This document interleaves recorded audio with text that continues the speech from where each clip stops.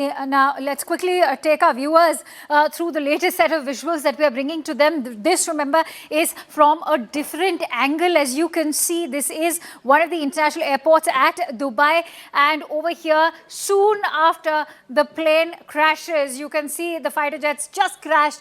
And that's the amount of smoke that's, in fact, billowing out. Thick black grey columns of smoke billowing out, and this is at the international airport in Dubai. As we've been telling you, over 200 aircraft participated in this. You're looking at various manufacturers, you're looking at various operators who come and in fact they come together over here at the Dubai Air Show. It's one of the renowned international air shows in the world. Let's quickly go back to Akash, who continues to stay with us.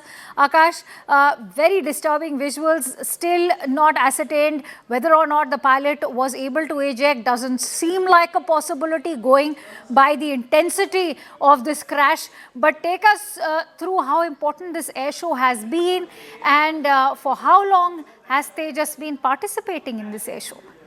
Right. So first of all, important piece of breaking inputs. Air Force has confirmed the crash of a Tejas fighter in the Dubai Air Show. Right now, we are learning that Tejas of Indian Air Force has crashed in Dubai, while further details are being ascertained. At the moment, the Air Force Public Relation Officer is somewhere confirming that how Tejas, has crashed in Dubai Air Show. Akanksha, I was mentioning about the schedule and how it was the fifth day of flying when the Tejas was participating at around 2:15 of the, UAE time, the Dubai time. The aircraft was in fact went in fact for the air maneuvering, and in fact after that, after a few minutes of performance, it got crashed. What are the reasons, if or not pilot has survived, is something that we'll wait, and watch for official confirmation. But right now, this is important to tell that Tejas aircraft, is very much a part of Indian Air Force. Around 40 aircrafts are being operated by Indian Air Force. Indian Air Force is also waiting for an upgraded version, that is Tejas Mark 1 Alpha. But these were, Tejas Mark 1. In fact, the jet that has, crashed in the Dubai Air Show is Tejas Mark 1. And this is the second such incident, right, in the years of operational history of Tejas Mark 1. But when you say that this is a second such crash, and earlier also in Rajasthan, such a similar crash had happened, Akash, take us through what had been ascertained at the time of that crash. What was the issue back then in the Tejas when it crashed? Right. So, a court of inquiry was ordered, and in fact, the sources, within the Air Force were talking about some sort of technical malfunctioning, possibly, in the engine, but the result of that inquiry never came out in public domain. And this is also a reason why, now when this incident has happened, everyone is looking forward to some sort of, confirmation from the Indian Air Force, because they are constantly, taking this particular jet in the operations. In fact, during Operation Sindoor, it was very much airborne, against Pakistan. And in fact, in the recent circumstances, we have seen that how one of these squadrons have been moved from southern parts of India to the western front of the India. And, they are very much relying on the platform. And that's the reason why it is very hard to say as to immediately what happened, under what circumstances this crashed. But, again, it cannot be only dependent on the operational, some sort of technical malfunctions or sort of, operational difficulties that may have been faced by the pilot during the time when he was airborne. But right now, we'll wait for some sort of official confirmation. All right. In some time from now, we'll get some clarity. Stay with me, Akash. I'm also joined in by Captain Augustine Vinod, who's joining us on the broadcast as well. Captain Vinod, what can you share with us about your assessment as far as these visuals? If you can see, it's a massive air crash, and one that really leaves very little hope for the pilot's life. I'd like your thoughts. Absolutely. In fact, in August of this year, we had seen a similar crash in Poland involving an ace display pilot. His name was, I think, Colonel Slab.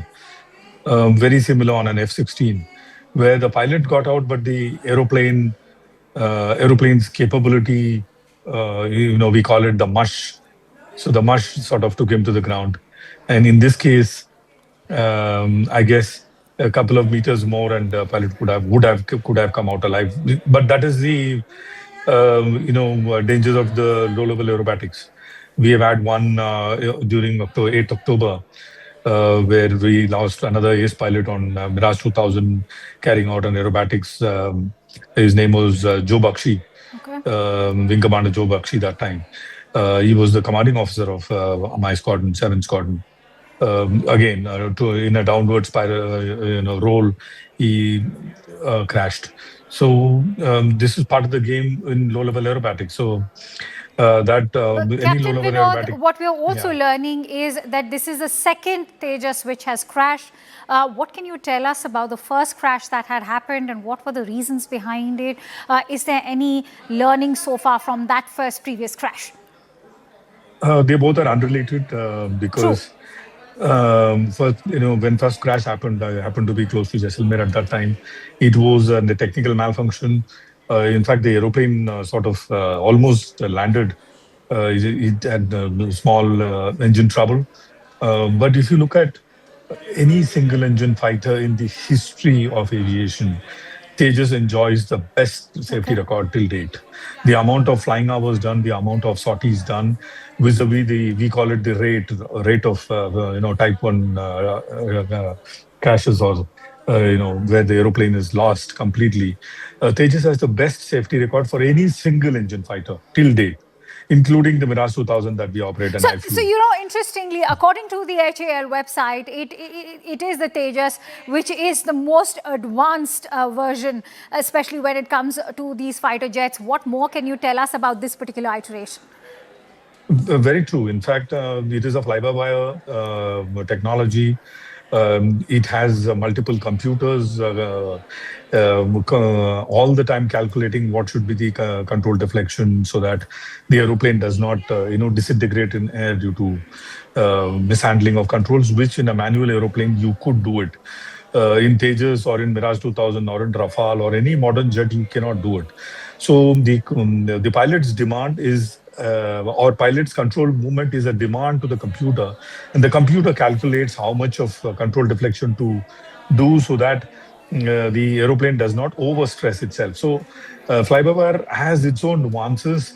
It keeps you very safe, but in situations like this, when you have to get out, if you need that extra, as we call it, the G's or the acceleration Okay. forces, Okay. fly-by-wire does not allow you to do that because of the inherent All safety right, built Captain into the Vinod, system. stay with me. Let me quickly take our viewers again through the set of visuals that we are bringing to you. I'm going to request my team to cut full screen right now over here. As far as these visuals are concerned, that's the moment where you can see the Tejas fighter comes sweeping down. It crashes into a ball of fire. You can see thick columns of smoke billowing out. This is the Al Maktoum International Airport in Dubai. This is where the Dubai Air Show was also taking place.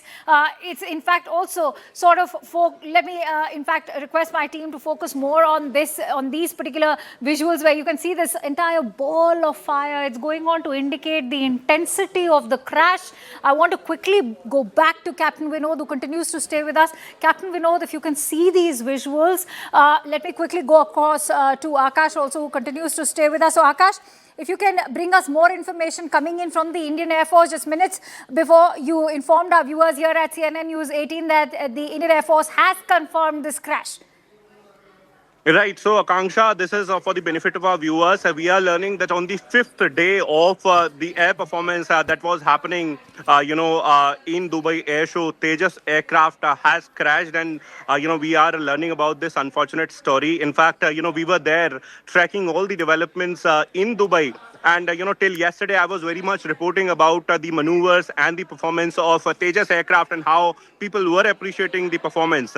Now, today, what went wrong, under what circumstances this crash has happened is a matter of investigation. But right now, Air Force is confirming that Tejas aircraft has crashed, in Dubai Air Show. And also, this is just the second, incident of such crash as far as Tejas is concerned, because when we, see the operational history, it is in the service service for years now. One of the platform that Air Force can rely on was very much used during Operation Sindoor. How, recently they have moved one squadron, Right. total two squadrons, one squadron from South India to western parts of the country. But right now, this is unfortunate. We can see, in fact, these visuals are where we can see that how the Tejas crashed, during the performance at the Dubai Air Show. One, aircraft is very much there in the static display. One is there for the maneuvering, and one is possibly for, a reserved aircraft. Total three aircraft are there in Dubai. Along with Tejas, we know that how Surya Kiran is very much present, where, on a daily basis, they are performing. 8 minutes was the allocated time, and on a daily basis, this aircraft is getting 8 minutes to perform. And, somewhere people were, appreciating the sort of performances, sort of maneuvers, the barrel roll, it was showing to the viewers. But right now, today, this unfortunate incident, in fact, the news is coming from Dubai Air Show. In some time from now, we'll get some sort of clarity, more clarity, in fact, as In far fact, as this I want to incident is inform our concerned. viewers that Akash is very much in Dubai right now as we speak. Let me quickly go across to Rahul Shivshankar, also joining me live from the newsroom. Rahul, this is an international air show that we are looking at. Deeply tragic and equally disturbing, given that there's no information about the pilot yet. Yes, of course, that remains something of huge concern. But look, Akanksha, these crashes have known to happen in previous air shows also. And we don't quite know the reasons for this crash, so we need to sort of build in a few caveats here.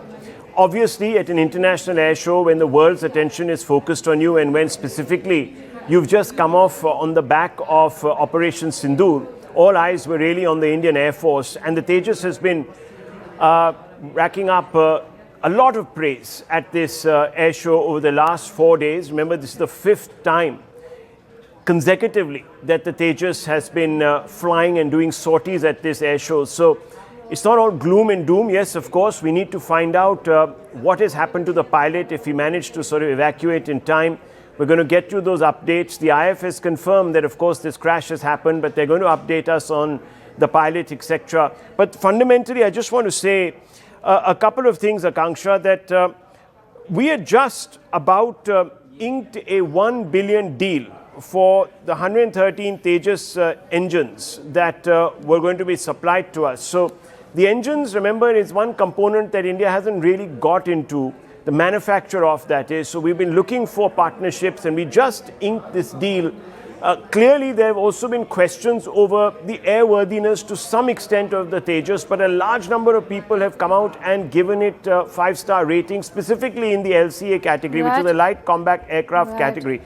Of course, Akash is there live, and we're going to try and connect with him on the ground so that we get a visual image of him at that particular air show. But the pictures that you're seeing on your screens, viewers, are very clear, and they come from 3 different perspectives. One, of course, in the center, you see from where the dignitaries and the audience watch the goings-on at the air show, also close to the tarmac where some of the other aircraft are parked. And then a long shot of this entire expanse, and you can see this huge plume of smoke and number of people looking in that direction. And on the left, a very short cropped video closing in of that big fireball. So these are 3 perspectives you're getting. Very hard to say what really went wrong. Was it an aerobatic maneuver that didn't go right? Was it a technical fault? We don't quite know as of now. We're awaiting word. But Akanksha, fundamentally, let's look at the other incidents that have taken place in the past, where in different air shows you've had worthy aircrafts hitting the ground. So this is nothing absolutely new or unprecedented, Akanksha. Take that point forward with Captain Vinod. Captain Vinod, Rahul has just made a very relevant point. And when we talk about the LCA of the Tejas, it's known for its combat accountability, the survivability, all of that. It's in fact even lauded for the world over. Absolutely, Akanksha, and absolutely with Rahul on these points. In last crash near Jaisalmer, I happened to be there close by. So both these crashes is very close to my where I am. The issue was very, very simple. The previous crash was established a technical malfunction. Here, prima facie, it appears to me, as a professional fighter pilot who's flown thousands of sorties on such aeroplane, single engine fighter, and having done aerobatics to Allah, I mean, all my life. This is a case of a mush danger that you always play with in low-level aerobatics. Okay. Just a couple of months ago in August, like I was saying, one professional pilot, Colonel Slab, in Poland, went down in a very, very similar fashion. And this is very close to the ground. You're trying to do a barrel roll at speeds of 800, 900 kilometers an hour. The margin for error is wafer thin. So that's why And I it want is to a bring hot. you in on the survivability factor. You're looking at a fighter jet. What are the features over here? There's an ASA radar you're looking at, an advanced electronic warfare suit with radar warning and self-protection jamming. Are we potentially looking at a malfunction over here, given that this is a fighter jet, which also comes with its own set of paraphernalia when it comes to the warning system? No, all these are utilized during war. During aerobatics, all that matters is Okay. the way aeroplane handles and the way pilot gives the control input to the aeroplane, and of the various checkpoints we have when we are carrying out low-level aerobatics, like the entry height, the entry speed, speed at various checkpoints. So these are a few parameters. I'm glad you touched on that, because that's exactly what I want to bring you in on, Captain Vinod. When you talk about low-level aerobatics, what are the potential challenges? Yeah, so low-level aerobatics and the technology that the aeroplane has as completely unconnected with each other. In low-level aerobatics, it is the pilot, it is the man and the machine, the combination of the man and the machine, both in terms of the aeroplane's ability to, maneuver vis-a-vis the control inputs given by the pilot, and the thrust that the aeroplane develops. And in this case, Tejas is an extremely capable aeroplane with wonderful wings to give you lift as much as any other fighter jet can, or better than any other fighter jet can. But again, low-level aerobatics, the margin for error is wafer thin. And mind you, this is Dubai in the afternoon. So it is a hot condition. In the hot condition, the air is thin. So it can happen. The aeroplane behaves in a particular manner in the morning, may not be the similar manner it will behave in the afternoon, because the air has now become thinner. Now, a thin air, you cannot see it, I cannot see it, nobody can see it. So your margin for error now, which was already wafer thin, reduces even further. So that is where I think things have taken a turn for the worst. Stay with me, Captain In Vinod. this Let me case. quickly bring in Rahul also, who continues to stay with us. So Rahul, taking that point forward that Captain Vinod was sharing, you also highlighted a set of caveats. What's important to keep in mind right now, that there could be a host of conditions, in fact, influencing this entire crash, or that led to the crash? I mean, we'll have to wait for the official line on this. I think there's no point hazarding a guess as to what has led to this particular crash. Look, operationally, it's had a very clean sheet. I think, if I'm not mistaken, and I could be corrected here, but this is only the second crash involving a Tejas aircraft in less than 2 years, of course. But remember, this has a 23-year history. It was commissioned first, maiden flight in 2001. So it's not as if the Tejas has been flying into, all sorts of problems. No, it's been a well-tested aircraft. It has performed very well. It's recognized universally as one of the best in its category as an LCA, which is a light combat aircraft. So I think what the group captain was saying, we should underline here.